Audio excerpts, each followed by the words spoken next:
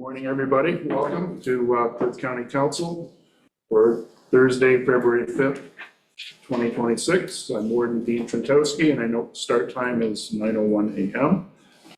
At this time, I will call upon my colleagues and staff present for a moment of reflection, please.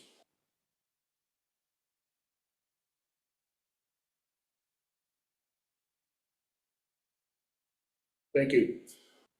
Perth County land acknowledgement reads as follows. We acknowledge that Perth County is situated on the traditional land of the Anishinaabe peoples who have a long-standing relationship with the land and water throughout the region.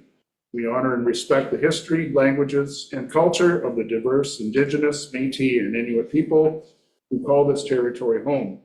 As a county, we have a responsibility for reconciliation and the continued stewardship of the land on which we live and work. So item 4, I'll note that Councillor Kellum is absent today, but all of our council colleagues are here in person. So at this time, I would call upon colleagues that are present for disclosure of pecuniary interest. Seeing none at this time, I will advise councillors that should the need arise during the course of the meeting, please indicate your pecuniary interest to the chair should it be necessary. Item 5, confirmation of the agenda. Our agenda was circulated prior to this meeting, and turn to Clerk Tyler Sager, as I believe there are 2 amendments proposed for council consideration and acceptance. Thank you. So through the warden, in addition, under item 8.1.2, which is a federal rural action plan response, then an amendment to item 14.1, matter pertaining to education or training, we're going to be adding an identifiable individual under that as well. That's for the legal. Those would be the 2 changes to the agenda.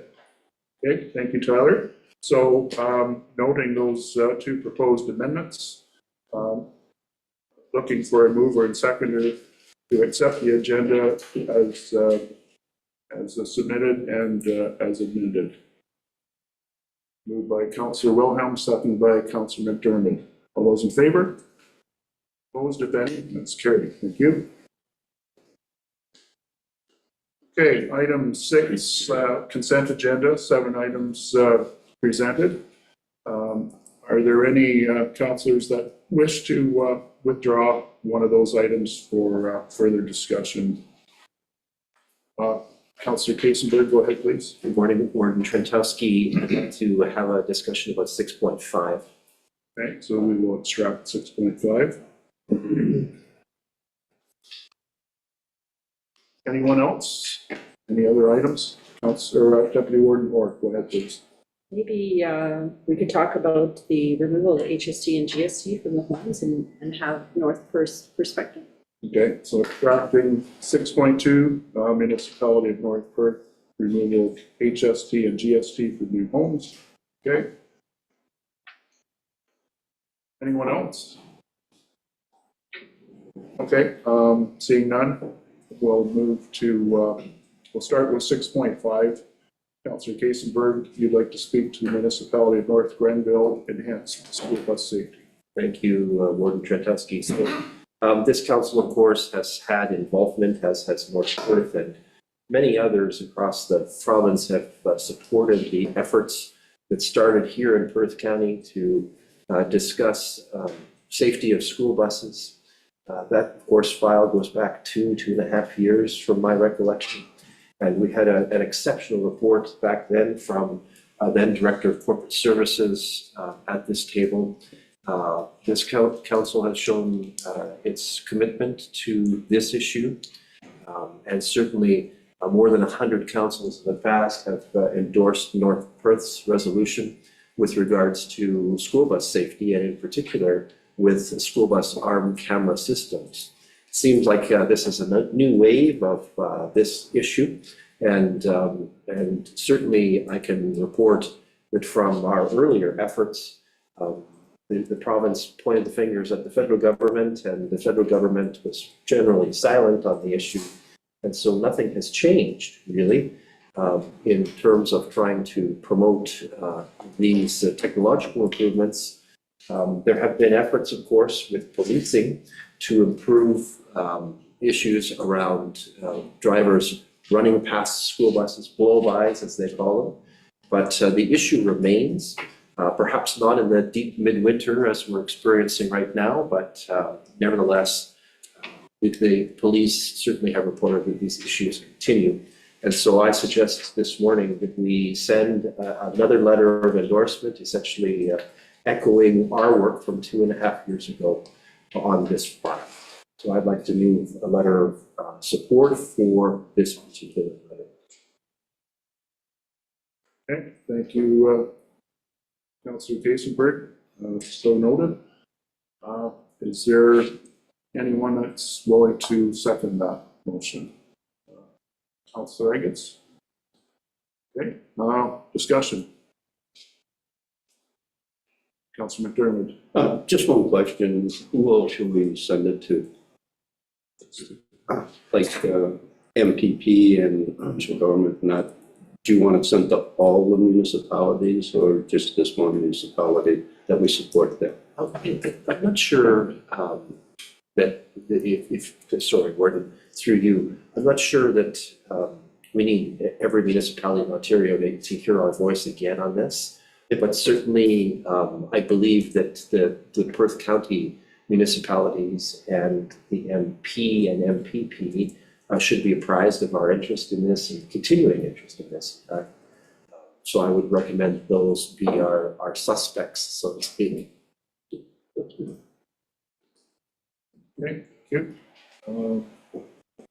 Any other discussion?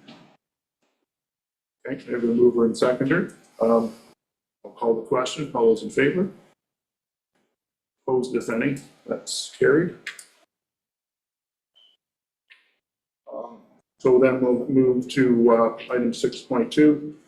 Municipality of North Perth, removal of HST and GST from new homes. Deputy Warden Orr, go ahead, please. Yes, this is in support of the Township of Perry's resolution, but I can commend North Perth for supporting it, and I would also like to follow North Perth's lead and support. Okay, so you're moving for a letter of support from the county. To whom would you like that directed to? I'm happy to go with exactly who North Perth has done it, has sent one to. They're all listed in their letter on Okay. 6.2. And the Township of Perry is also letters attached photos. Right. Prime Minister of Canada, Minister of Finance, Minister of Housing, et cetera, et cetera. Go through the whole list. All right, so you're prepared to move that, Deputy Ward. Is there a seconder for that motion? Councillor Wilhelm, seconder? Okay, any further discussion? If not, I'll call, sorry, Councillor McDermott, go ahead. Yeah, no, I just find it unfair that it's only for new homes. So if you're a first-time buyer and you buy an older home, this is covered by it. And I do know that in any government program, the people selling will realize that you're not paying that HST or GST, and they're going to want a piece of it. So I'm darn sure they're going to put their price up. Whether they get it or not, that's another thought. But it's a good thought, but I'm just not sure in the real world how well it's going to work. Councillor Kaisenberg. Just, I don't know if staff has an answer to this. It was my understanding that GST, HST is not charged on existing housing inventory. So I'm not sure if I was following what you were asking, Councillor McDermott, but my understanding is that it applies only on brand new homes in the first sale of that home. Does staff know anything about this? I apologize, that was my understanding. That's my understanding, but I'm looking to the treasurer and he's shaking his head yes. Okay, so the tax only applies to brand new homes on their first sale. That's my understanding. It does affect the market, though, right? It shapes the market pricing, even for existing homes, but the tax isn't actually collected by the government for those that were built earlier and on a second sale. Okay. Any further discussion? Okay, seeing none, call the question. All those in favor? Opposed, if any, that's carried. All right, thank you. And we'll go back to the original motion for consent agenda. The recommendation is that council receives a consent agenda item 6.1 to 6.7 and approves the January 22nd, 2026 council minutes. Moved by Councillor Smith, second by Councillor McKenzie. All those in favor? Carried. Thank you. All right. Section 7, public meetings, public hearings, and delegations. None have been registered for today's agenda. So we will move into Section 8, staff reports. 8.1, economic development and tourism. 8.1.1, the economic development and tourism update. We're looking to staff to join us on this report. Meredith Forget, our department director, as well as Justin Diaz, our economic development officer, Amy Arbuckle, economic development officer, and I don't know if Shannon Landreth is also with us. She's economic development officer as well. So good morning, staff. Welcome. And Good morning, Warden and members of council. Can you guys hear me? Yes, we can. Wonderful. So actually, I'll start with a quick departmental update before I quickly go through our staff report. We're pleased to welcome Amy Arbuckle to our team as our full-time economic development officer. You'll notice there's a missing face on our team today. Ricky, his contract was up December 31st, and he's moved on to the city of Burlington. With Clara still on maternity leave and not returning till later in the first quarter, Shannon is staying on with us, and she will be covering tourism activities until Clara returns. So the report you have in front of you is just a really high-level overview of progress that the staff has made and been working on since November, and highlights for our 2026 work plan. We remain focused on business retention, expansion, and attraction through our Prosper in Perth County program, our ongoing business visits, training opportunities, networking, planted and people of Perth County features. Work is underway with the Ministry of Rural Affairs on our Agricultural and Economic Development Forum, which we are hosting September 28th and 29th in partnership with Invest Stratford. Shannon has been busy working on our Discover More flavor map and our 2026 tourism brochure refresh, and as well as our other regular activities that we're working on. So as you can see, we're all virtual today. Justin, Amy, and myself have been at the Economic Development Council of Ontario's annual conference this week. And last night, the three of us, along with nearly 500 economic development professionals, elected officials, and municipal staff, celebrated economic development successes and excellence across the entire province of Ontario, where I'm happy to tell you that our farm stand project received honorable mention in visitor attraction and rural excellence. So with that, we're all here to take any questions that you should have on the staff report. Okay, thank you, Meredith. Colleagues, any questions for Meredith and staff on that report?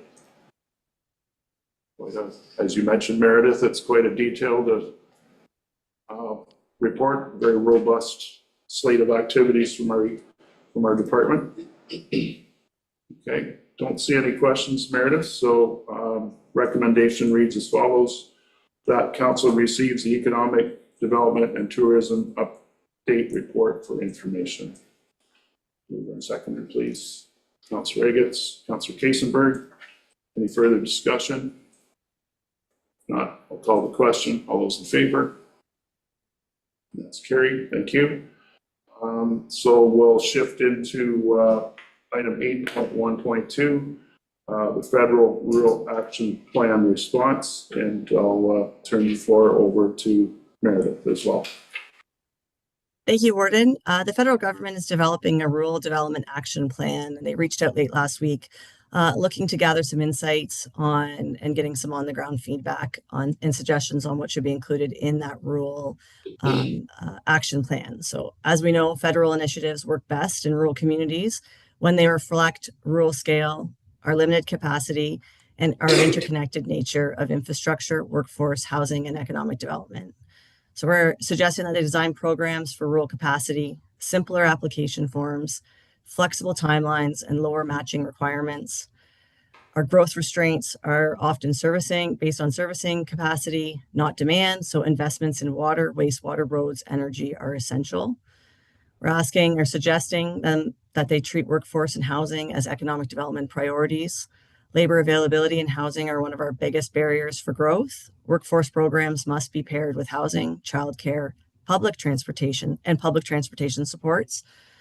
Closing the last mile gaps in broadband and connectivity and improving reliability for all rural businesses and residents. And programs are most effective when they align with regional strategies and delivered locally.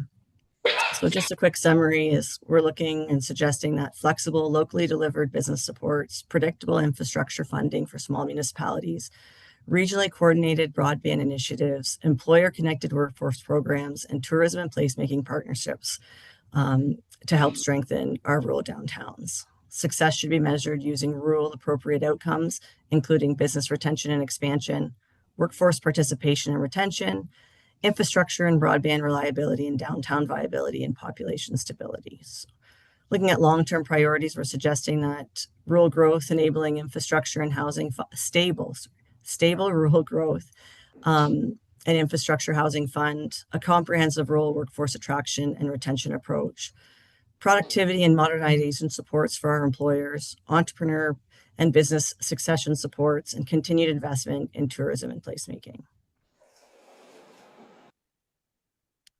Okay, thanks, Meredith, for that report. Colleagues, any questions? Councillor Kasenberg, go ahead. Thank you, Warden Trentowski, and thank you for the report, Meredith. You listed a number of priorities, and if you were to prioritize them in terms of your response to this request for some information, which things would you put at the top of the list? Because sometimes government is a bit needy of simplification, and you listed a whole bunch of things that seem like a pretty big plate to tackle. Well, maybe Justin can add some insights to this from the reality of what our employers are saying through our business retention and expansion survey that we are that he's currently collecting data on. But I would say from what we're hearing, without any data, just from being around in the community, meeting with our businesses, that labor reliability and housing go hand in hand, and that is you can't have one without the other. And that would be the number one priority that we are hearing from our employers. I'm not sure if Justin can confirm that, if that came out in the data from our business retention expansion survey, but I do know that we are hearing when we are doing our business tours and our ongoing check-ins with our employers that workforce and housing seem to be a consistent norm that we're hearing from them. Justin? Yes, thank you. Thanks, Meredith. So through the warden, I would concur that labor and housing, really you can't operate a business without having people to do so. So that is definitely one of the things that we hear through the survey, which recently closed. We haven't been through all the results in detail, but labor availability is a constant thing that we hear from our business community. And maybe I'll also just highlight the infrastructure piece. We do know that there's a number of businesses that would like to expand if capacity existed. So that is definitely one of the top issues, maybe more so for some of the larger businesses than some of the smaller ones. But our larger businesses definitely, infrastructure, energy, those kind of things are top of mind from what we heard through the survey and also just through our conversation with those looking to expand. Okay, thanks, Justin. Follow up? We good? Okay. Any other questions? Okay, seeing none. No, I just want to thank Meredith and her team for pulling together the report on a short time window, given that they're busy with their duties and their EDCO conference this week. The submission deadline is tomorrow the 6th, so it was appropriate, I felt, to put this before council and create a response for an important subject matter such as this. So if there's no further discussion, the resolution reads as follows: that council directs staff to provide response and comments to Rural Team Innovation, Science and Economic Development Canada and copy MP John Nader. Is there a mover and seconder for that, please? Moved by Councilor McDermott, seconded by Deputy Warden Orr. Any further discussion? Call the question. All those in favor? Opposed? If any? That's carried. Thanks, Meredith, Justin, Amy, and Shannon. Appreciate your work as always, and your representation of the county, and best wishes for the rest of the conference. Thank you. Thank you. Have a great day. Take care. All right, moving on then to 8.2 corporate services. 8.2.1, we have the November 2025 Forestry Inspectors Report, and Tyler Sager, our Clerk and Manager of Legislative Services, will provide that for us. Perfect. Thank you. And through the warden, before council is the November 2025 Forestry Inspector's Report prepared by our Forestry Inspector Marvin Smith, who is in attendance today. Within the month of November, Marvin completed 10 inspections in response to the submission of a notice of intent, or NOI, and one inspection in response to the logging that was taking place without a notice of intent. So if you have any questions, concerns, and inquiries, normally I'd say I'd take them, pass them off to Marvin, but because Marvin is here, I'm sure you'd be happy to answer them. Okay, thanks, Tyler. Colleagues, questions on this report? Okay, seeing none. Recommendation reads as follows: that council receives the November 2025 Forestry Inspector Report for information. Moved by Councillor Duncan, seconded by Councillor Smith. Any discussion? I'll call the question. All those in favor? Opposed, if any? That's carried. Thank you. All right, carrying on then to 8.2.3, or sorry, 8.2.2, December 2025 Forestry Inspectors Report. And again, Clerk Sager will provide that. Thank you. And through the warden, before council is the December 2025 Forestry Inspectors Report, again provided by Marvin Smith, the Forestry Inspector for the county. Within the month of December, Marvin completed 4 inspections in response to the submission of notice of intent and 1 inspection in response to a request from a landowner. Like the other report, Marvin is here if there's any questions, concerns, or inquiries. Thanks, Tyler. Questions on this report?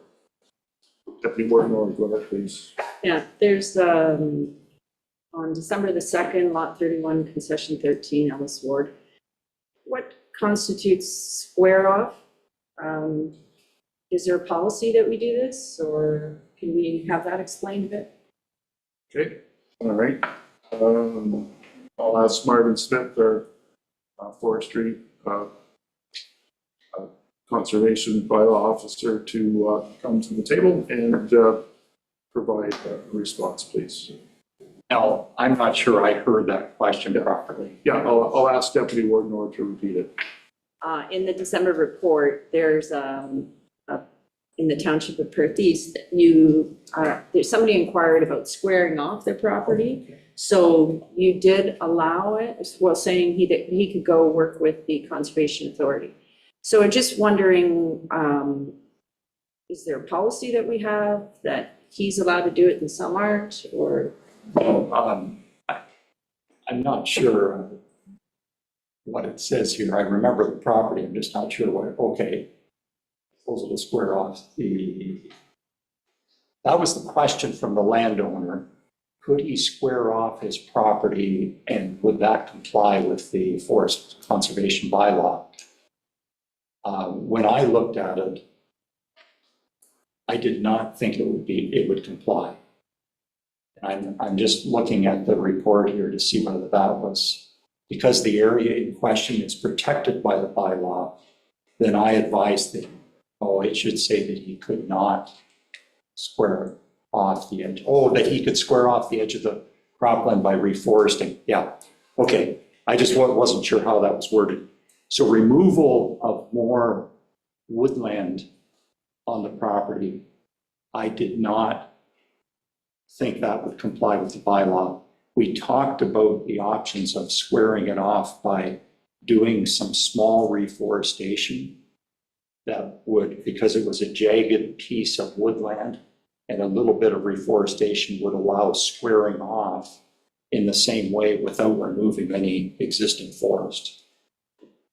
So it's a little bit confusing the way it's worded, but there was no intention that he would remove forest in getting that more amenable to equipment use. That was the concern that the landowner had, so that he didn't have to run into little juts in the woodlot. So we talked about why not just get some conservation authority to help with reforesting to make it a straighter edge. So it isn't, you're not swapping, you're not taking out. There was no intent for removal of woodland. This would be an addition, a small addition of woodland if he follows through with reforestation, yes. Thank you. Yeah, that's unfortunate. It's not maybe the best wording that I used there. Thank you, Marvin. Councillor Eggetts, go ahead, please. Just for clarification, so he is allowed to square it off? Is that what you allowed? You allowed him to, so it went out on a point like this and he got to cut it off and get rid of that point. Is that what he was allowed? No, That's not what this says. That's what this says. To me, that's what I read. If it came to a point and I wanted to get rid of that point to make it square, that's what this says, that it could square up the edge. So what was he allowed to do? he was not allowed to remove anything. I was suggesting To plant more trees. to plant more trees to make it an easy, essentially, if you came back then in 5 years after the trees are planted, it would look kind of squared off, but without removing any forest. But in reading this, that's not my take on this. Yeah, My take that's- is he's gonna put trees over there and square off over here. No, that's not the intent, and I agree, it's not worded clearly. It would be, I was looking for a place to show a diagram here, but I don't see it. It would be easy to show on the diagram. But no, there was not any intention that the landowner would remove forest. He would just make his field edge straighter or square by a little bit of reforestation. That was the intention. Good question. Okay, thanks, Marvin. Any further questions on this report? Okay, seeing none. Recommendation reads as follows, that the council receives the December 2025 Forestry Inspector's Report for information. Moved by Councillor McKenzie, seconded by Councillor Wilhelm. Any further discussion? All question, all those in favor? Opposed, if any? That's carried. Thank you. Thank you, Marvin. All right, moving to 8.2.3. We have the 2025 Forestry Program Administration Update. Clerk Sager will provide that report, please. Thank you. And through the warden, before council is the Forestry Program Administration Update. This is a housekeeping report. It's a report that we do annually. So just to highlight a couple of information pieces throughout, the Forest Conservation Program regulates the protection of trees and woodlands across Perth County, which was originally established in 1947.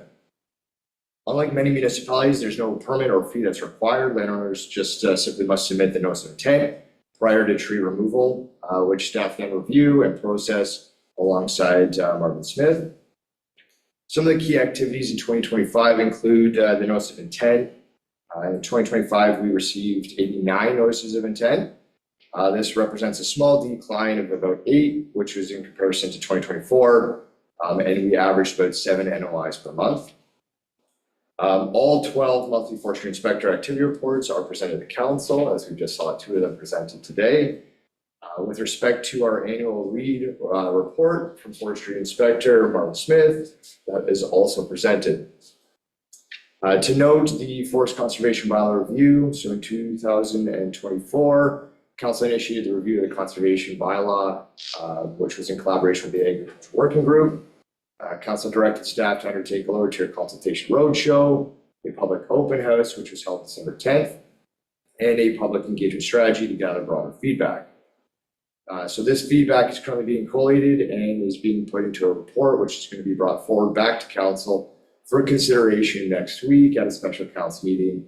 Again, that's February 12th, 2026. And that meeting will be held in Mitchell, just for the public's knowledge. Additional program elements, we look at the pesticide license renewal, and that gets renewed every year.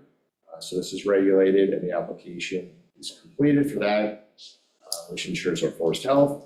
And then in 2024, we had 21 weed complaints that were received, notably including giant hogweed as one of the invasive species, as well as others.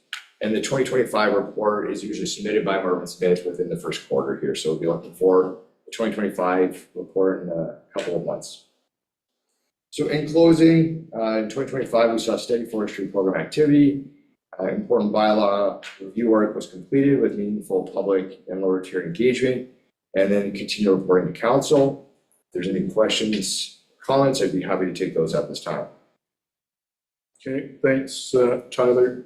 Before I ask my colleagues if there's any questions, can you confirm that the location for the February 12th special council meeting, can you confirm that's the West Perth Municipal Office, the council chambers in Mitchell? Through the warden, that is correct. Okay, thank you. All right, colleagues, questions for Tyler on this report? Councilor McKenzie, go ahead.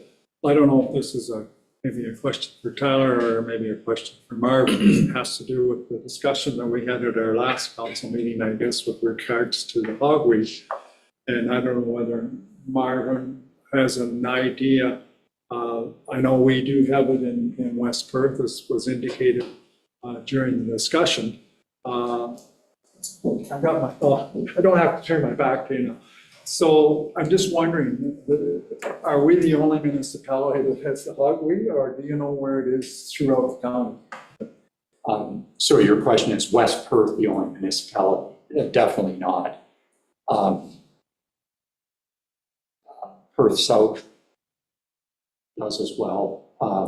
Actually, I have found giant hogweed in all the municipalities, but most populations are concentrated, I would say, in the Thames River Valley south of Mitchell, and also south and west of Stratford in the Avon River Valley, which joins up with the Thames later on. So that pretty much answers what you were asking, yes. Just supplementary, if I may. Yes, go ahead. So when you have toured around, looking at various spots, do we have hogweed on county property, sides of the road or in between fence lines on county roads? Go ahead, Marvin. That's a good question. I've seen it on the sides of township roads occasionally. I don't remember about county roads. It doesn't stand out in my mind along county roads, no. I think There have been a couple of cases along roadsides where I have sprayed the plant to control it. Thank you. Any further questions? Okay, seeing none. Recommendation reads as follows, that the council receives the 2025 Forestry Program Administration Update Report for information. Moved by Councilor Kasenberg, second by Councilor McDermott. Any further discussion? All the question, all those in favor? Opposed, any? That's carried. Thanks, Tyler. Thank you, Marvin. All right, moving on. Item 8.2.4, Corey Bridges, our Director of Finance and Treasury, will provide a report on the Regulation 284 /09 budget matters, expenses impact for 2026. Welcome, Corey. Thank you, Warren Trankowski and council. So this report is essentially allowing to present our financial statements in a more able way than what we do when we do budgeting. For example, transfers to and from reserves are not essentially revenues and expenses for the purpose of the statement of operation. But we use transfers to and from reserves to cover a component of costs that we do amortize throughout the year on our capital assets. So for example, within the report, if removing all our transfers to and from reserves, the net municipal position would increase $7 million. But the inclusion of amortization that is not within the budget, it would essentially show a net municipal position increase of $1.65 million, which is identified within the attached report. This is just to allow for that budget column line within the 2026 audited financial statements to look more in line with what is actually identified when we do amortize our assets for the purpose of the statement of operations. If there's any questions of council, I'd be happy to answer them. Thanks, Corey. Colleagues, questions for Corey on this report? Don't see any. Recommendation reads as follows: that council receives the OREG 284/09 budget matters expenses impact for 2026 report, and that council approves the report for expenses excluded from the 2026 budget under Ontario Regulation 284/09 budget matters expenses impact for 2026, passed under the Municipal Act 2001. Anyone that wants to move that? Councillor Duncan moves, seconder. Councillor Eggetts. Any further discussion? Call the question. All those in favor? Opposed, if any? It's carried. Thank you. Thanks, Maureen. All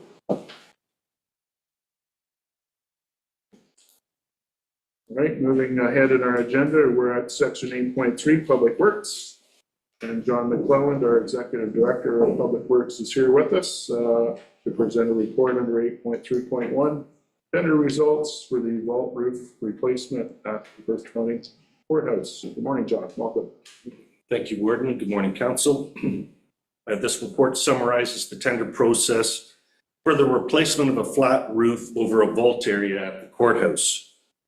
The roof is located at the back of the courthouse over a vault located on the second level, which is in an area rented by our tenant, Ministry of Attorney General.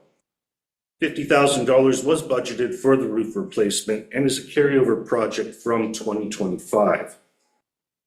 The project was tendered in late 2025 with 3 submissions, and the results are tabled in the report. Simple Gooder Roofing Corporation was the low bid at $43,950 plus HST.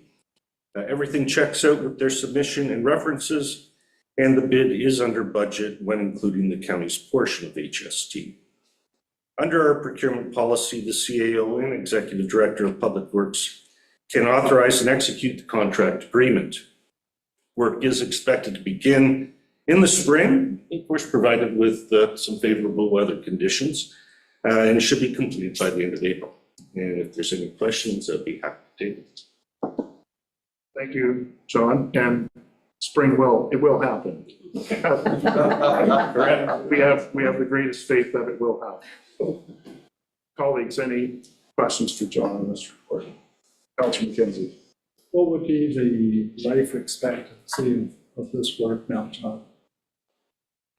It's through the warden. Great question. There is a warranty on the work, and we are actually adding on, which is included in the price, special protective coating on this roof, much like we did with the repair on the roof of this building here.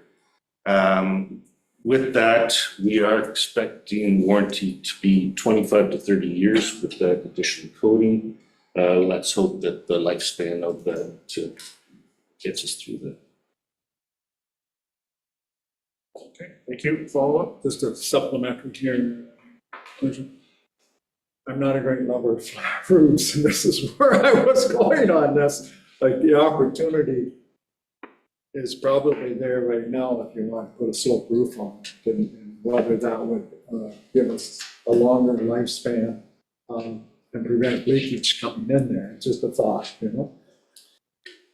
Through the warden, again, we're dealing with the courthouse.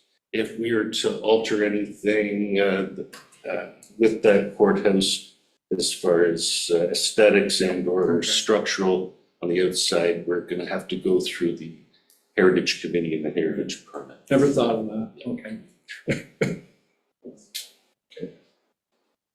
Any other questions for John?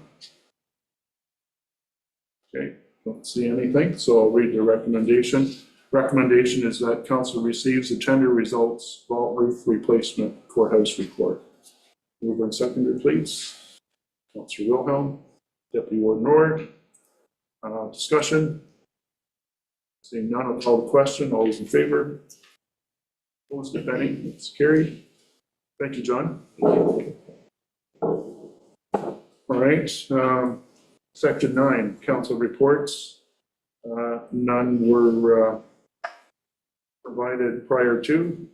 So we'll move into section 10, bylaws. We have one bylaw for council to consider today. 10.1, 4054-2026, budget adoption for 2026. The recommendation for council's consideration is as follows. 2026 budget bylaw, that bylaw 4054-2026 be read a first, second, and third time, and finally passed this 5th day of February 2026. Councillor Kasenberg, you wish to move that? Okay, so moved. Seconder, Councillor Smith seconds this motion. Discussion. Councillor Eggins.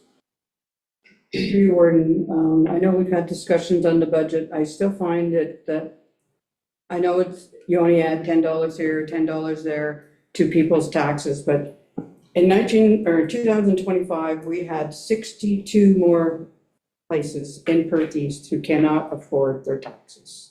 So we're up to 380 some, and I'm not sure where the other municipalities are at, but we have to keep that in mind. It's too easy just to keep upping and upping and upping and not think about the people that can't afford. So if you have to have kids and they need to eat, you're gonna feed them before you're gonna pay your taxes. So the numbers are increasing. You were there that night, Warden, you heard it. It was a report that came to our Perth East Council. So it's public knowledge that this is going on, and I fear that it's going to get worse. And I think we're gonna have to buckle down here, and we're gonna have to start making some cuts, whether we want to or not, because people just can't afford it. There's one taxpayer and only. Okay, thank you. Any other comments or questions?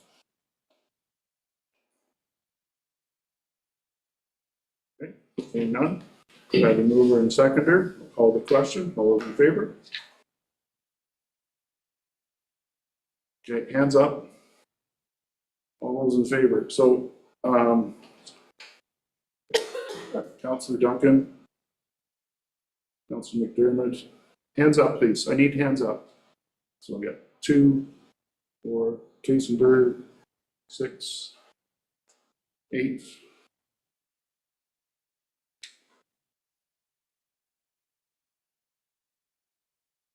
All those opposed? Motion's carried, I believe.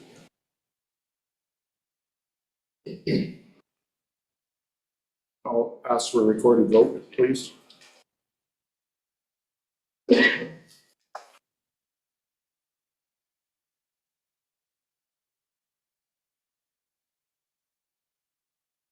So I'll go through all the names. If you can say yay or nay when I get your name, that'd be great. Councillor Eggins. Nay. Councillor Duncan. Yay. Councillor McDermott. Yes. Councillor McKenzie. Councillor Kasenberg. Yay. Counselor Wilhelm. No. Counselor Smith. Yay. Deputy Warden Orr. No. Warden Trentowski. Yay. And please note that Councillor Tellem is absent. So it would carry on a recorded vote. 9-7. 9-7. Thank you. Can't be 9 to No, 7. sorry, no. 2, 4, 9-6. 9-6. Okay, thank you. No, it can't be. There's 18, there's 18 votes and 2 are absent. 4. There we go, 10-6, there we go. Maybe we get there. Okay, so to confirm once again, the motion is passed by weighted vote. Point of order, please. Thank you. Chair has the floor. The motion is passed by weighted vote of 10-6 and has been recorded by the clerk. Okay, so that item is dealt with. Item 11, notice of motions. Do we have any notice of motions? None were received prior to. Checking the room one more time. None received. Other business. Is there any other business the council wishes to discuss at this time to bring forward? Interests of the county?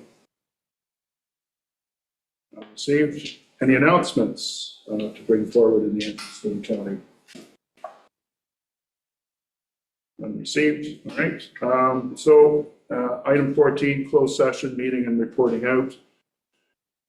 14.1, in accordance with Section 239 of the Municipal Act, we will enter into a closed session at approximately 9:48 a.m.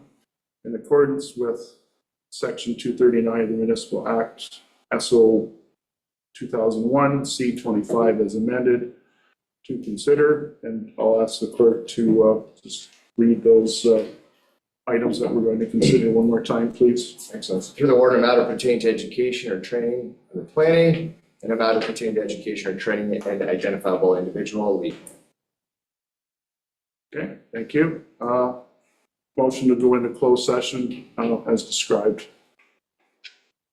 Councilman McDermott, seconder, Councilor Duncan, discussion. All those in favor? Okay, opposed if any, that's carried. We're moving into closed session. So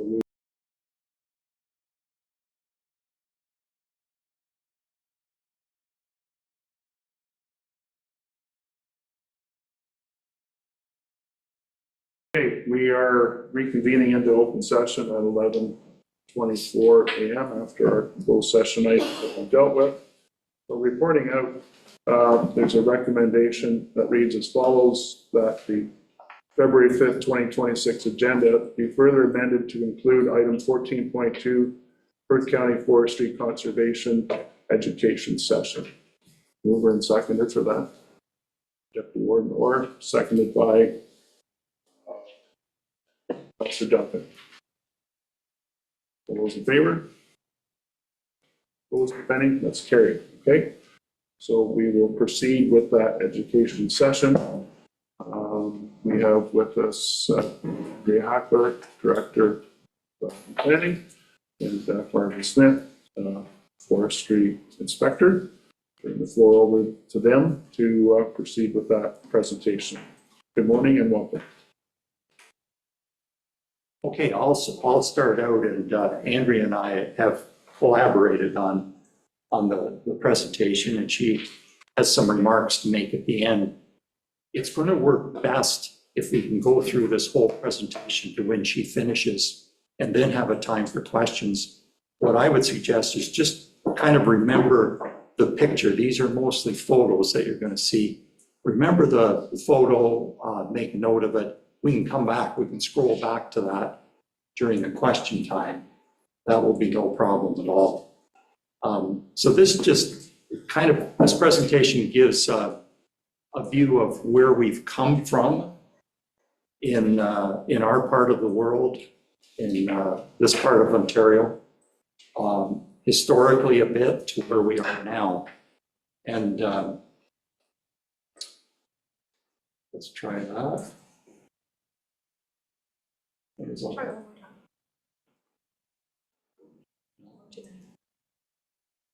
That's the one, yeah. So the scene on the left there, these are white pine trees, huge. You can see by the scale of the person in the center. White pine logging was the first major industry in Ontario. And it started in one particular year, the year 1805. And it was for political reasons. At that time, Britain was at war with France. Napoleon was able to establish a naval blockade at the entrance to the Baltic Sea. And that prevented Britain from getting access to its usual supply of timber from the Scandinavian countries. Immediately, they started crossing the Atlantic Ocean to come to what is now Canada. Ontario was the big one at the time for white pine. Throughout the 1800s, the white pine industry was the largest source of revenue for the province, financed our whole infrastructure at the time, roads, railways, schools. And these folks walked past every other species. Is that, maybe I'm hitting me?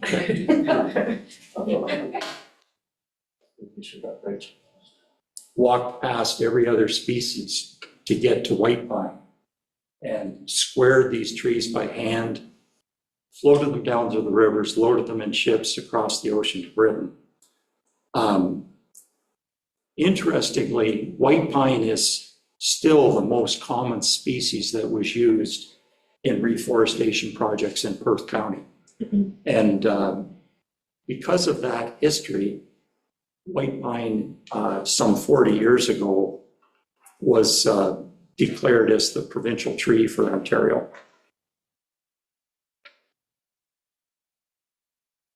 Try this once more to the next one. There we go. And then after logging, it was followed by settlement for land clearing and farming. And very quickly, the process of seeing results of removal of the forest began. So we started to get some wind and water erosion happening. And we'll see a better picture here, but right there's a road right here. You can see the tracks. Right there are the beginnings of drifting soil. This is 150 years ago, 2 lifetimes. That's when the change occurred. Before that, the landscape was essentially virtually 100% covered with forest. And the extreme part of it is indicated right here. From that point on the tree down to there is about 4 to 5 feet that the wind has scoured the soil out from underneath the tree roots. And these areas were left essentially barren. Many areas had been used for agriculture, and basically the farmers walked away from them. They were so badly eroded at that point. I don't have a picture here, but some of the roads became impassable because of soil drifting. And within 50 years of the time of original European settlement, which is more than 100 years ago now, it was recognized that reforestation was necessary. We'd gone too far in removing forest from the landscape. Tree nurseries were established, and this is one of the early reforestation attempts. You can see the seedlings here, those are white pine, and more seedlings back in there. the folks here working at it intentionally use the branches, the brush, to prevent the soil from covering over the seedlings. So that was the process there. The woodlands were recognized at that point as an important part of the agricultural landscape.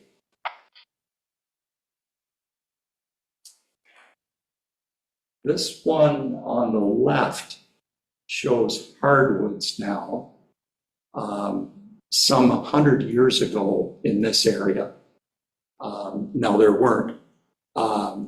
wasn't the total forest left at that time, but some still examples of what would be original forest would have existed.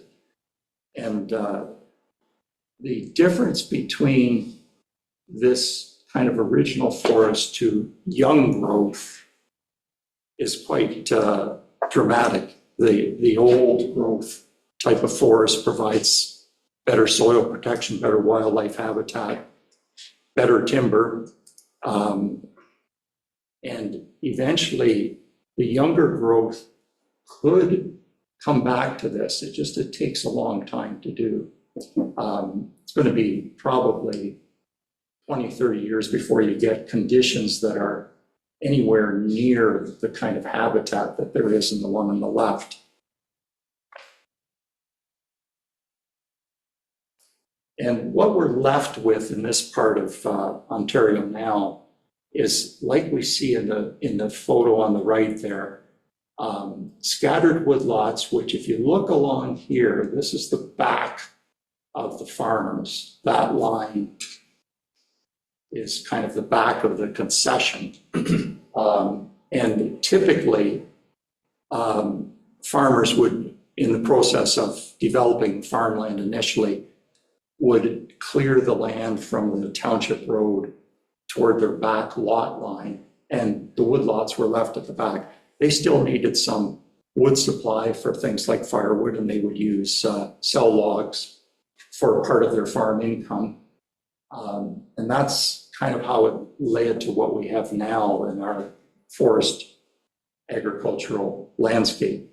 The map on the left here is interesting because, not sure if you can see the colors well, this part here are areas less than 10% forest cover.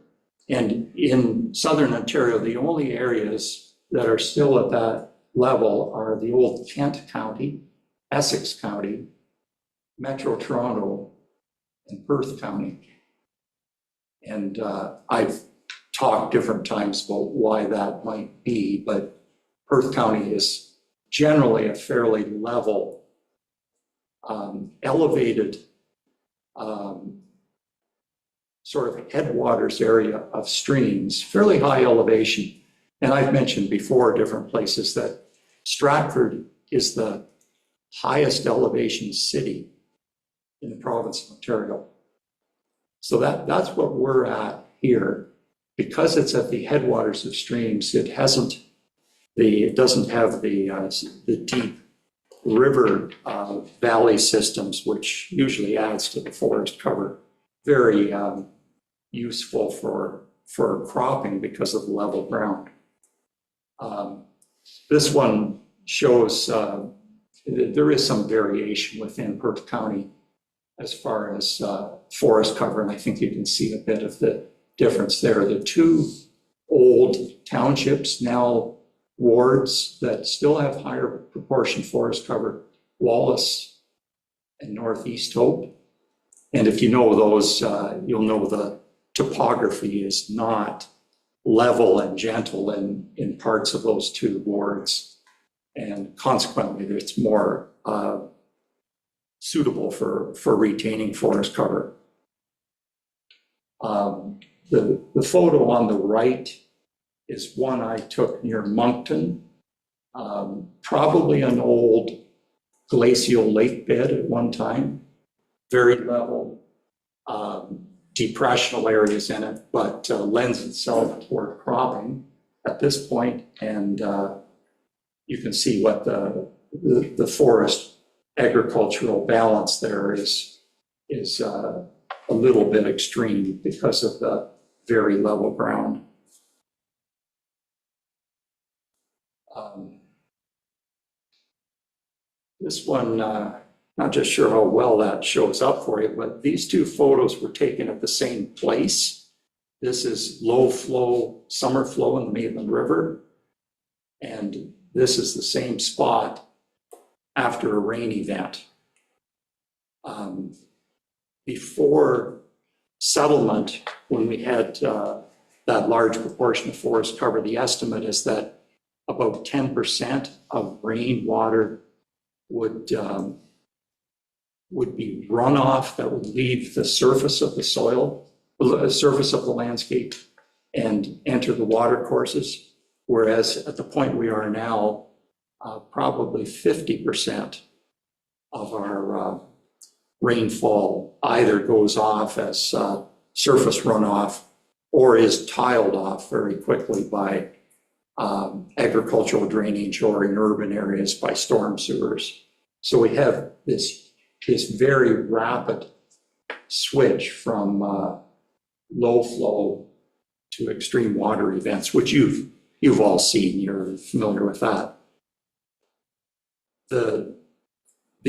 I guess the example that brought it home to me was the year 2000. For those of you who remember this, 2000, we had a year of extreme rain events. There were probably 4 or 5 of them during the summer months. And when I say extreme, like 4 inches, 6 inches, 8 inches of rain in a matter of hours. And we went through major flooding issues at that point. That particular summer, my son was working in a summer camp in Muskoka, and my wife and I, this was sometime at the end of July, I think, we were going to pay him a visit. So we drove up there, and Muskoka had just had a rain event of 10 inches of rain in a matter of hours, something like ours, but more rain. And I thought this may not be a wise move at driving up into that area. I thought we'd run into roads that were flooded, washed out even. And to my shock, it was hard to see any effect of that rain at all. I never saw a road that was a problem to travel on. The river levels were up a bit, but there was not the same flood sort of situation what we would have. The forest cover makes a big difference, and it showed that to me very, very dramatically. Just to mention that again, on the left-hand side here, if we have forest cover, tree cover, the leaves on the tree in the growing season anyway will catch a lot of the rainfall, and that moisture will be re-evaporated into the atmosphere without ever getting to the ground. Some of the rainfall will get to the ground, be grabbed up by the tree roots very quickly and moved up through the tree in the transpiration process. So this evapotranspiration at the top accounts for about 40% of the rainfall in a forested situation, with, as I was mentioning before, about 10% of that rainfall as overland flow, surface runoff. Quite a bit of the rainfall that reaches the soil will be channeled down past root systems, which make nice channels into the lower soil, root systems of the trees and organic matter. And that is then used to replenish the water table levels, and some will run out into the streams and retain some larger flow in streams and rivers through the drier summer months. So the trees have a big impact there. Another example that I remember, and again, some of you folks I mentioned the year 2000 with the heavy rain events. The 2 prior years, 1998 and 99, were extreme drought years. I'd never seen anything like it, to the point where in my work, where I'm in woodlots, many of them being swamp woodlots that have water in the early part of the year and may dry up in the late summer. Typically in the spring, when I'm walking through those areas doing my work, I'd be wearing rubber boots. The water would be over the boot level. And I would have to skirt around the wetter sections to keep dry. Those 2 years, I could walk through those swamp woodlots in running shoes, kicking up dust. It was extremely different. I actually thought we were never going to recover. And then the following year, we had those major rain events, made a big difference. 98 and 99 and the severe drought years, I'd be talking to farm people who had deep dug wells. Some of them would say, I have a 60-foot deep dug well that this farm has used for its water supply since the time of settlement. 125 years went dry. And those folks had to drill another well for a water source at that point. So the forest cover has a big thing to play in situations like that. If you have unregulated stormwater events, run into all sorts of conditions. This photo at the top left is actually where a road has washed out. So we lose some of our infrastructure. If there happen to be municipal drains affected, then that's going to cost money to repair that. Near an urban area, you may have collapse of water lines, storm sewers, sanitary sewers, and it's big dollars to repair that. Farm areas, we start to get into this kind of gully erosion after the major unregulated stormwater events, and that costs money to repair too for the farmer. If it isn't repaired, then it continues to develop into major gullies. We've probably all seen pictures of flooding that occurs. I think this is listable, but if anybody else knows for sure. Marvin, I think it's Milverton. Is it? Interesting. Like the Winston Hotel. Okay, you recognize the buildings there. Yeah. So that's the kind of thing that has happened in the past. There's been a lot of work to kind of correct that.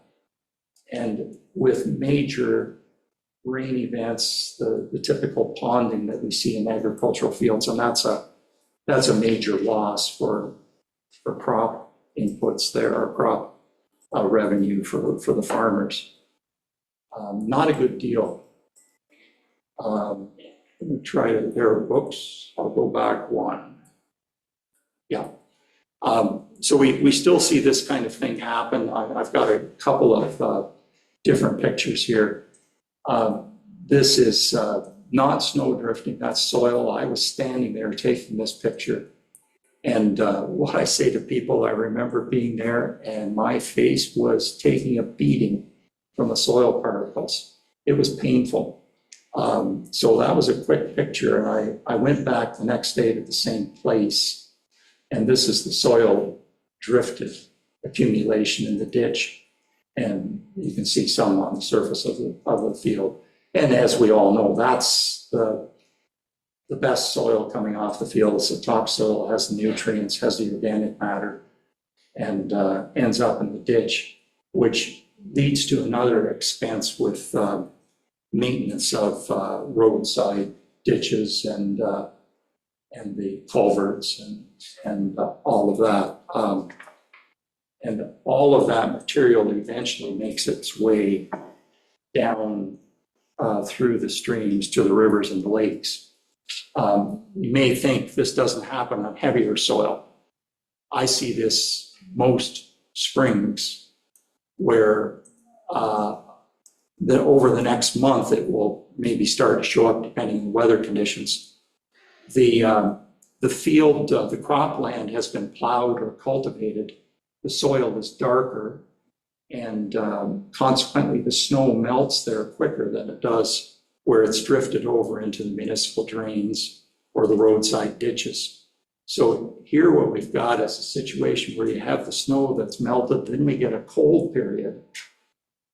And the surface layer of the soil of the cropland actually is freeze dried, and that soil starts to blow and accumulates here. It's all on top of the snow. If I dig down just a small amount, the snow underneath is still white. It's the accumulation on top. So that again ends up in the streams and rivers and our lakes eventually. So wind events, the trees have,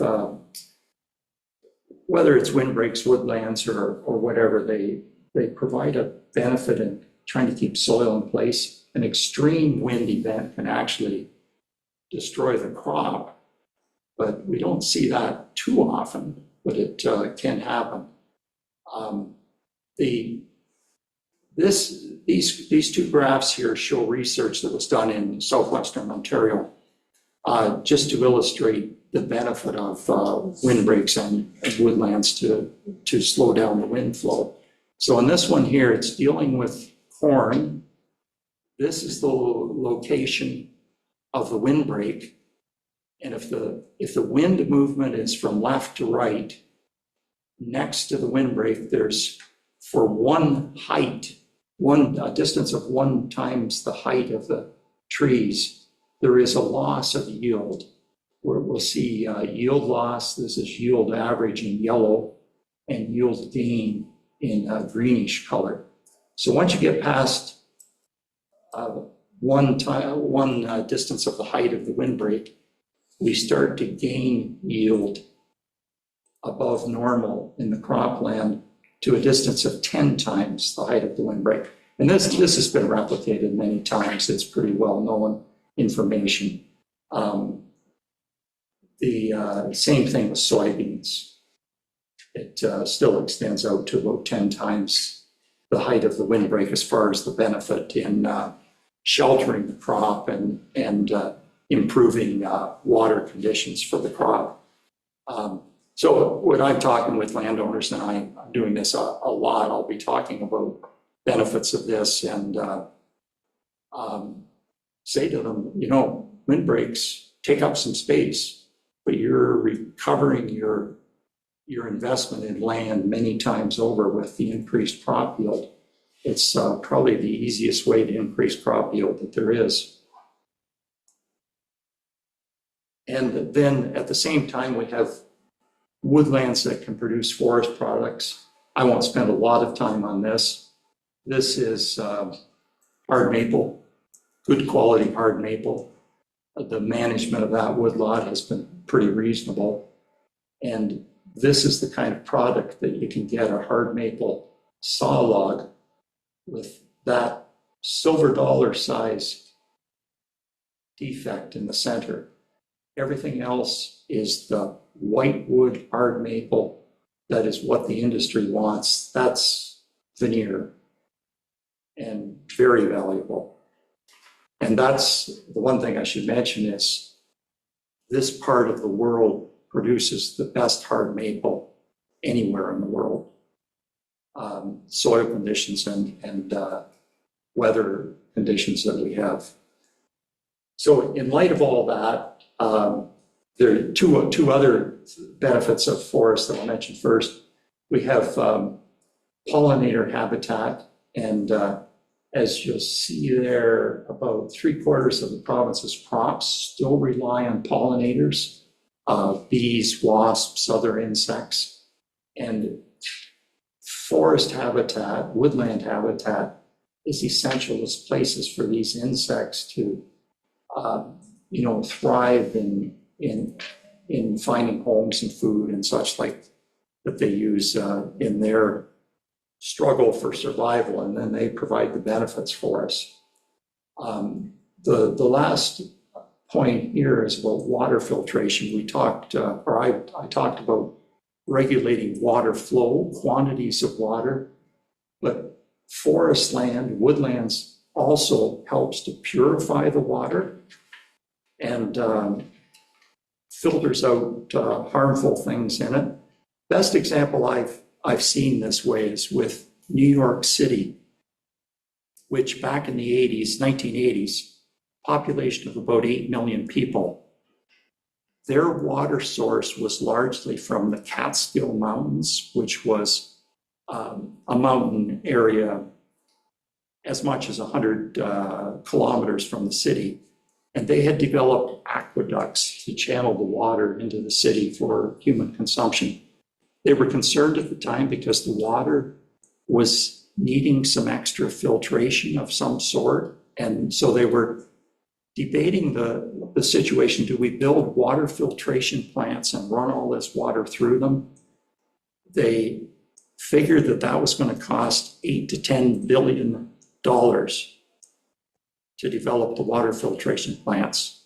And in addition, $1 million a day to operate them. And what they did was they took another approach and they started to spend time and money very specifically to manage ecosystems in the Catskill Mountains and let the forest land filter the water. And to this day, New York has the largest unfiltered water supply in the US. Huge cost saving. The one thing that's come to my mind just recently is for any of you who hear what goes on in Waterloo region, just in the last couple of weeks, they've had to put at least a temporary halt to development because they've realized their aquifers and they're relying on over 100 wells for water supply for Waterloo Kitchener. Their aquifer level has dropped to the point where they can't sustain growth at this stage. That's a huge concern for them. That's front page news in Waterloo region. And the developers are very unhappy because they've been stopped temporarily till they figure this problem out. They're concerned because if they had a major fire, they might not have the water supply to deal with it. That's how serious it is. So in light of all that, what I was showing here, because this has come up in some of the things that we've been talking to people about, windbreaks, concern about windbreaks, and here it doesn't maybe show up real well, but there's a power line that runs through there, which causes a gap in the windbreak. That's pretty typical to have some sort of gaps. They don't reach, very commonly I find they don't very often reach the half acre size that we've talked about so often. The same with this woodlot, the windbreak at the back of the farm has these gaps in it which restrict the size of each section. And those are probably due to mortality of trees sometime early in the setup for the windbreak. So they're still there, and that's very typical. Long continuous windbreaks aren't as common as you might think. I had a lot of complaints in my work about the loss of this windbreak, which is trees the size of the ones that are still standing along the side of the road. And they were all cut down by the landowner. But again, it wasn't a long enough windbreak to make a half an acre. And the residents who were complaining weren't happy about that, but that's the way it goes. This windbreak here, again, I'm not sure how good you can see that, but normally the branches extend out further at the base, like they're like a V shape as the tree grows. This one has been trimmed with one of the many machines that are available now. They have a saw attachment on to run right down the field in the non-crop season or whenever they can get at it. And the branches that were trimmed off are sitting right there on the ground, but I'm not sure how well you see that. That type of management of windbreaks is going to have to get much more common. You can keep the windbreak very compact and still get the benefits from the wind protection. And then a couple of other examples of things that I run into.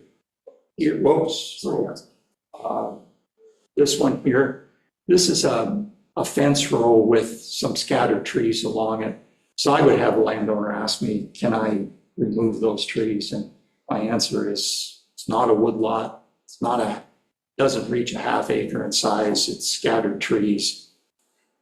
Probably not the density of trees that we need either, so no problem. Let's go to this one here. Landowner asks, what about these? There are 4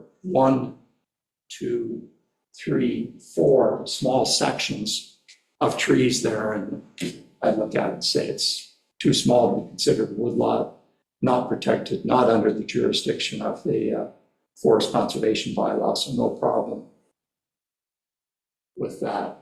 This one here, it shows up very well sometimes. Can you see that at all? Or does it just look like, does it all look the same? Oh, yeah, maybe, it shows better in your screens maybe, Yeah, but yes, it does. Because right here, there has been some cutting of trees and shrubs along the edge, but it's not a major thing.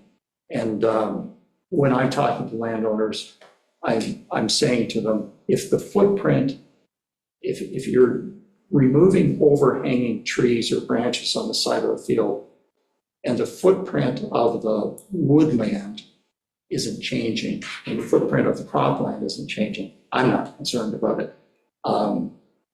So it just makes common sense to do that kind of management. But we do have this sort of thing, which is where the bylaw comes into play, where that type of tree destruction occurs from there right out to there. That's significant. And the next one, I think this is another example of fairly obvious tree destruction that would be dealt with by the bylaw. This particular one here, if you see it on your screens, there was clearing here that occurred that you would not even maybe notice, but there's the line of the crop residue.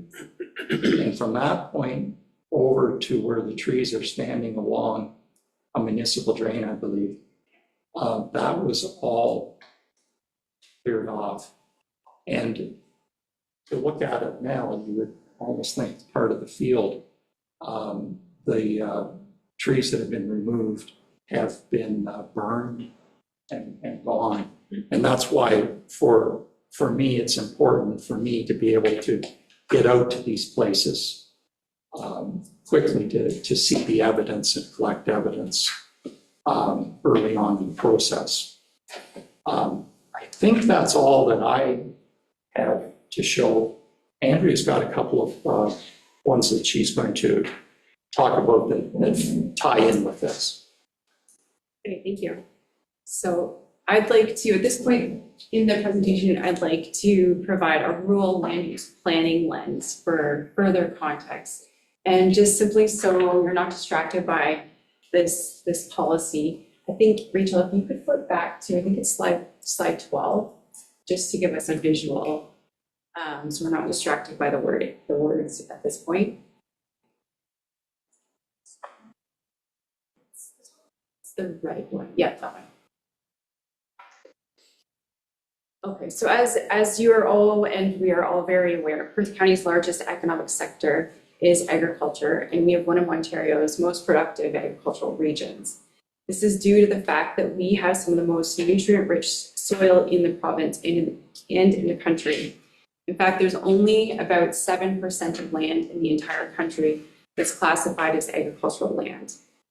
And then for background context, to assist in making those sound planning decisions at a regional level throughout the 1960s and 70s. And for you that are farmers, you're probably very well aware of this.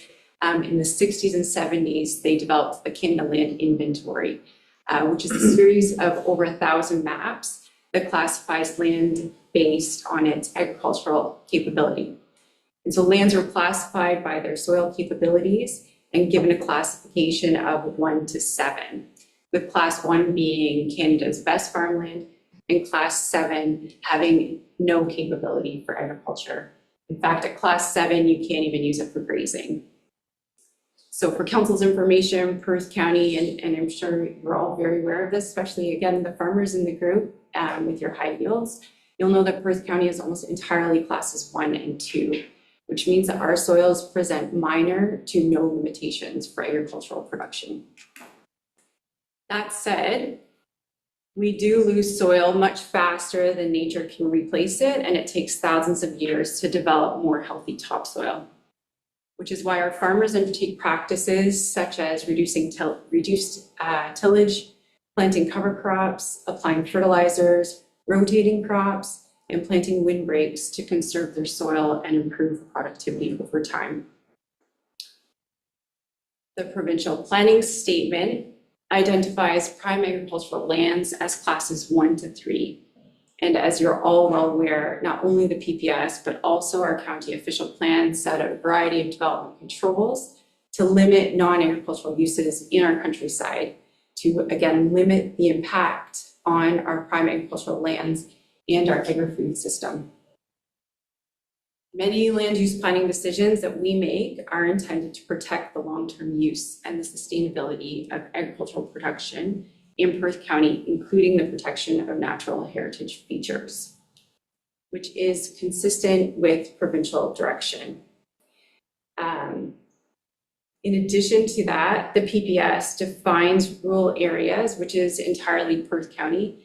It defines Perth County and rural areas as including not only prime agricultural lands, our rural settlement areas, so Mitchell, Milverton, Listowel, and the natural heritage features. So rural land use planning recognizes that agriculture and natural heritage are not competing interests, but are interdependent systems that must be planned for together for the reasons that Marvin has identified in his presentation, such as reducing soil erosion, protecting crops, maintaining soil moisture, and reducing nutrient loss. And so then Rachel, if I can get you to skip to the second last slide, so back to that Planning Act section, perfect. So this is section 2 of the Planning Act, which identifies the provincial interests. So as professional planners and planning authorities, we must have equal regard to each of these items that are identified as provincial interests. And I can say that I have been at board hearings where each time I'm asked, have I had consideration for each of these provincial interests? And so, and we go through, in the hearing, we go through each specific one and say how it applies to the development proposal and how it's been satisfied or how it hasn't been satisfied. And there has been, I have been involved in a board hearing where in fact the board member ruled against the planning recommendation because there was a feeling that there hadn't been regard for one of the provincial interests listed here. So I wanted to draw your attention specifically to the first 3. So just simply because it's probably not very legible from where you're all sitting, but there's A, the protection of ecological systems, including natural areas, features, and functions. B, the protection of agricultural resources of the province. And C, the conservation of management and natural resources and mineral resource base. And although these are in order, there's definitely not a hierarchy in terms of which one has, should have more consideration than the next. So further to that, we can skip to the next slide, Rachel. The provincial planning statement identifies Ontario's vision. And this is just one section. If anyone's familiar with Ontario's vision in the PPS, there's an entire page, but this paragraph specifically, and this came out in the 2024 PPS, this paragraph specifically speaks to rural areas such as Perth County. And so it identifies in the vision that Ontario has a vibrant agricultural sector and sensitive areas which will continue to form part of the province's economic prosperity and overall identity. It further states that growth and development will be prioritized within urban and rural settlements that will in turn support and protect the long-term viability of rural areas, local food production, and the agri-food network. In addition, resources, natural areas, water, aggregates, and agricultural lands will be protected. And the potential risks associated with the impacts of climate will be climate change will be mitigated. At the time of establishing our new county official plan, we spent, as I'm sure you all recall, we spent a significant amount of time discussing as a group, as well as with the public, the importance of protecting our natural heritage features through mapping and policies. Unfortunately, the policies set out in the Planning Act, the PPS, NOP, are not tools that are used for compliance. And that is why a bylaw such as the Forestry Conservation Bylaw or zoning bylaw is where we can use it as an important tool to ensure that the tree loss is limited in Perth County. And with that, Marvin and I are both happy to take any questions. Okay, thanks, Marvin. Thanks, Andrea. Councillors, questions? I'll start the speakers list with Councillor Smith. Go ahead, please. Thanks for you, Warden. Thanks both of you for the presentation. Just going back to slide 12, which shows the percentage forest cover. I guess one's a question, one's more of a clarification. So the first question is, what does the red line boundary represent? There's two of them on that. Not sure if that's division between southwestern Ontario or eastern Ontario. So that's the question, and the comment I've got is, obviously Toronto is less than 10%. And I guess when you go down towards Chev Kent, but I still find it hard to fathom that Perth County is less than 10% forest coverage. I drive around the county a lot, and everywhere I look, I see bush, I see woodlots.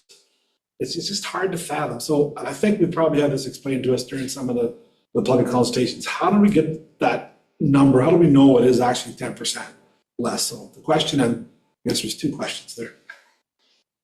Staff, go ahead. Well, there have been studies done over many, many years. The first ones were done by the Ministry of Natural Resources. And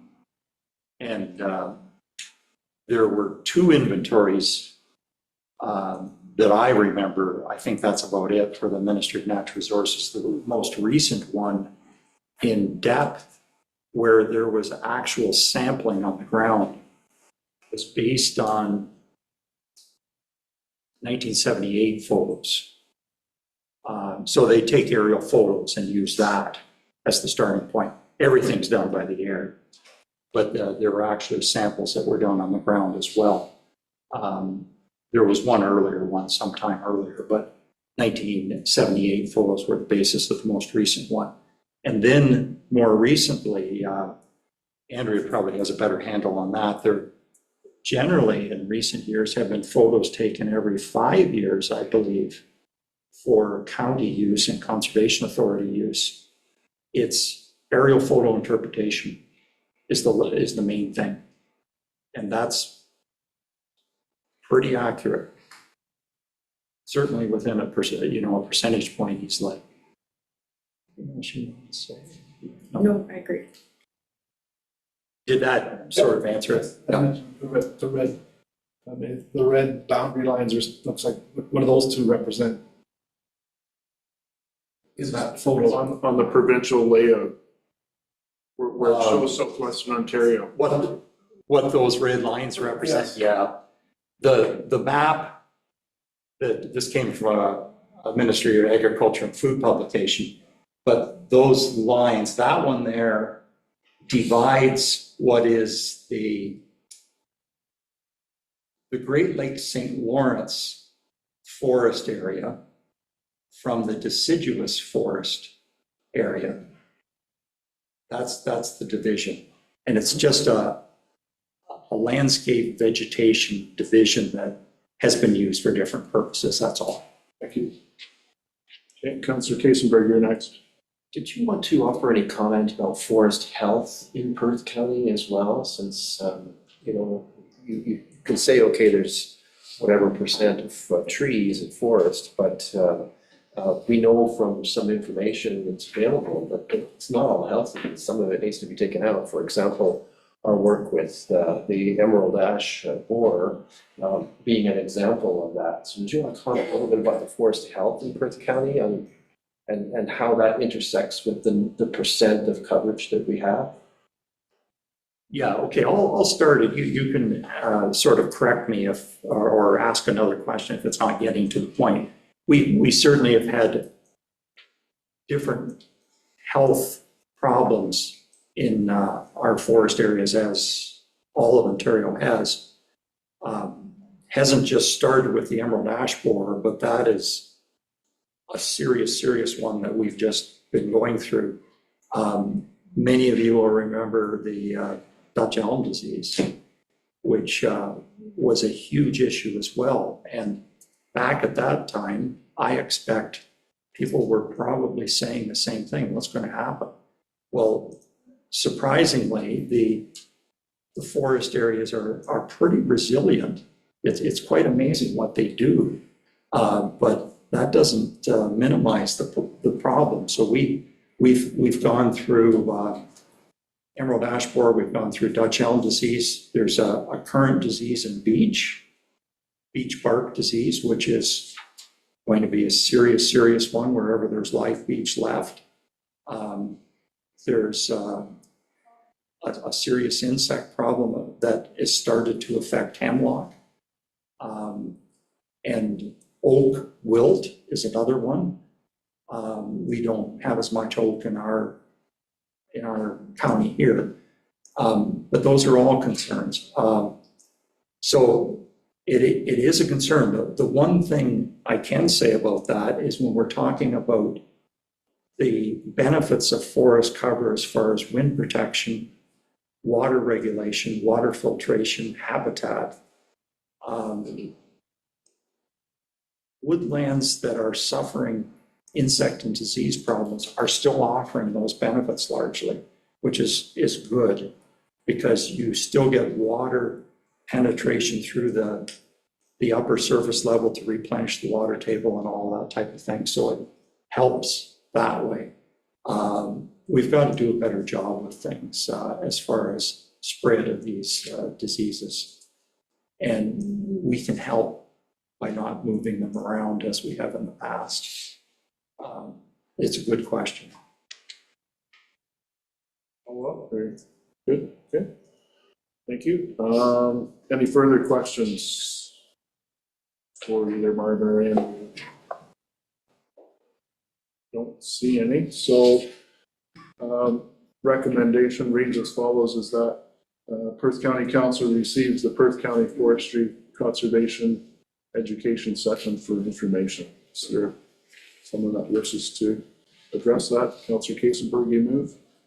Seconder. Councillor Wilhelm. Any further discussion? If not, I'll call the question. All those in favor? Opposed, if any? That's carried. Thank you, Marvin. Thank you, Andrea. Very informative. We appreciate that. Okay. Moving into section 15 of our agenda, confirmatory bylaw, 15.1. Recommendation reads as follows, is that bylaw 4055-2026, being a bylaw to confirm the proceedings of council of the corporation of the county of Perth at its regular meeting held February 5th, 2026 is read a first, second, and third time and finally passed February 5th, 2026. Councillor McDermott, you'll move that. Seconded by Councillor Duncan. Any discussion? All those in favor? Opposed, if any? That's carried. Thank you. And item 16, adjournment, being that we've covered all of our prescribed agenda items for today. Recommendation is that the Perth County Council meeting be adjourned at approximately 12:16 p.m. Mover and seconder on that. Deputy Warden Orr, Seconder. Councilor Wilhelm, all those in favor? Opposed, if any, and we're adjourned. Thank you, everyone, for your attention and assistance today. It's appreciated. Have a good day.